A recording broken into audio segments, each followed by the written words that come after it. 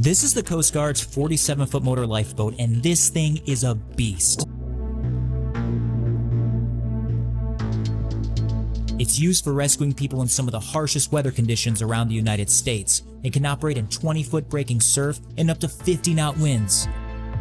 But one of the most incredible aspects of this boat is if it gets overturned, it can actually flip itself back over. The boat does a full 360 degrees underwater and pops back up. That ideally takes about 12 seconds.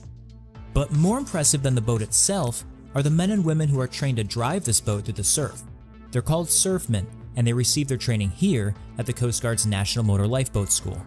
The school sits near the dreaded Columbia River Bar, an area so deadly it's known to mariners as the graveyard of the Pacific. The Columbia River Bar is by far one of the most challenging bodies of water I've faced in my career. Since 1792, approximately 2,000 ships have sunk in this area.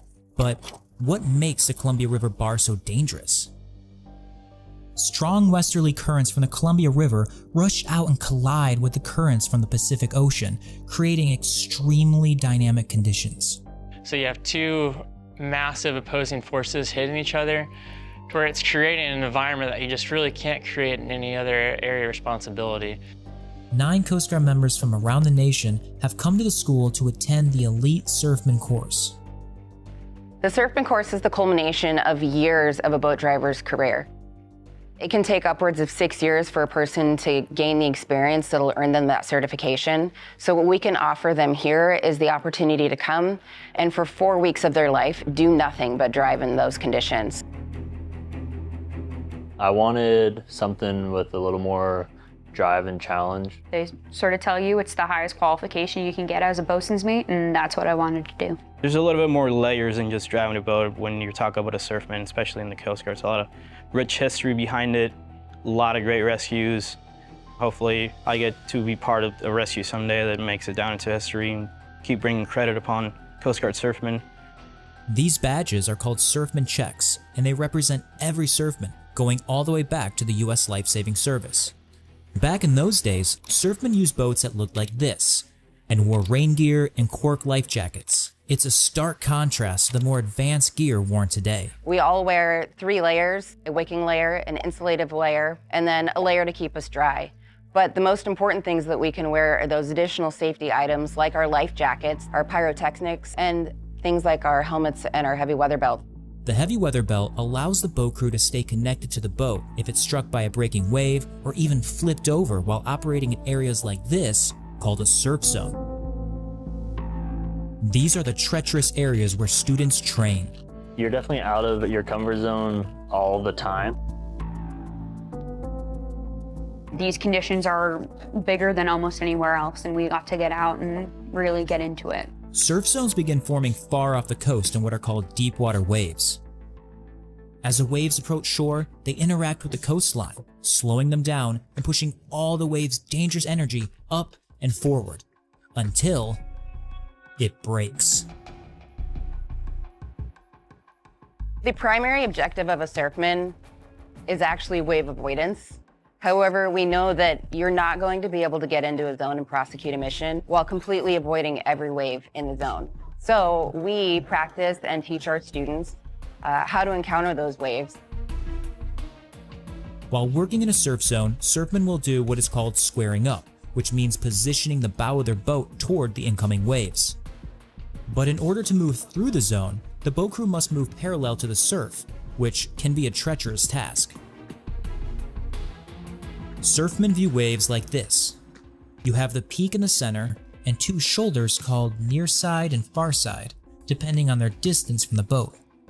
A surfman can either slow down to navigate around the closest shoulder, which allows the wave to pass in front of them, or try to outrun the wave and reach the far side. When you're running for the far side, you're trying to get to the farthest shoulder of that wave, the furthest area where you know it's not going to break, before it breaks on top of you, which is probably one of the most fun things to do, but also one of the most dangerous because you're never really sure that you're going to get there.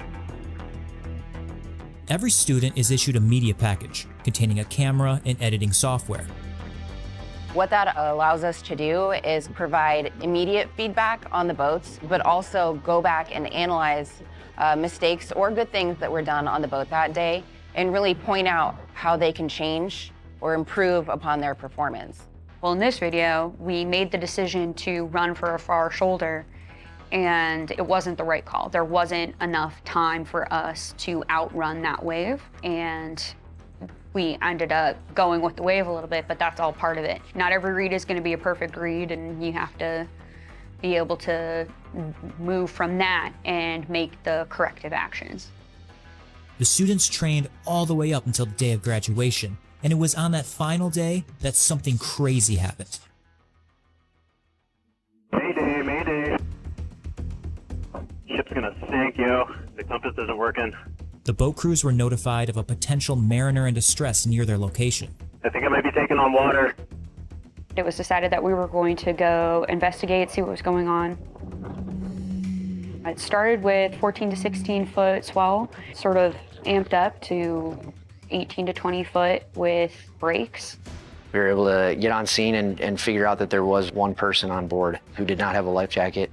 One of the school boats was able to get a life jacket over to the person on board the boat. The helo decided to send a rescue swimmer down, and luckily it was just in time. Swimmer hopped in the water and helped get them onto the helo after the boat had rolled, and all in all, it was a pretty amazing experience. That's one heck of a graduation.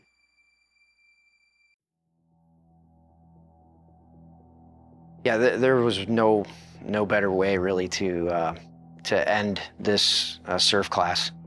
It was a pretty spectacular way to have everything kind of culminate and cap off an unbelievable 4 weeks. It's 3 years of hard work that's been acknowledged, and here we are with a certificate to prove it now. I can teach anyone how to drive in the surf. Like, it's just a matter of throttle maneuvers, helm movement, and having an understanding of bathymetry and oceanography. But to really get to that level to where you're getting someone that wants to push themselves into the most challenging conditions, that's going to stem from within. That's not something that I think any instructor, any schoolhouse could really teach, but I think that drive itself is what makes the surfing what it is today.